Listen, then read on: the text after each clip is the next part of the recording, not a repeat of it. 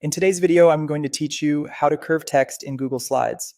While Google Slides doesn't include a built-in curved text feature, there's a simple workaround. We'll create the curved text in Canva, then bring it into your slide as an image.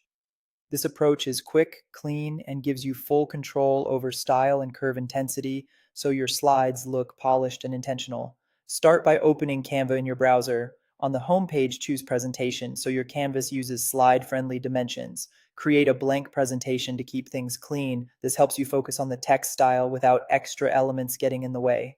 Add a text box by selecting text, then type the words you want to curve. Keep your phrasing concise so the curve looks smooth and readable. This is a great time to pick your font, size, and color.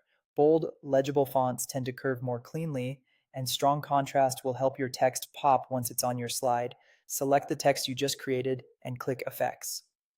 In the Effects panel, scroll until you see Curve, then select it. You'll notice a slider that controls how dramatic the curve appears. Gently adjust it until the text follows the arc you want. Subtle for a professional look or more pronounced for a creative headline. If the spacing looks off after curving, tweak the font size or letter spacing to even things out. When you're happy with the curve, it's time to download. Click Share, then choose Download. Select PNG for sharp edges and better image quality. It generally looks crisper than JPEG when placed on slides. Confirm your settings and download the file to your computer. Now open your Google Slides presentation and go to the slide where you want the curved text to appear. Click Insert, then Image, and choose Upload from Computer. Find the PNG you just saved and insert it into the slide.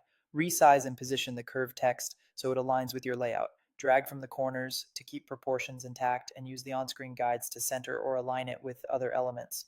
If you're layering it over shapes or photos, make small adjustments until the spacing feels balanced.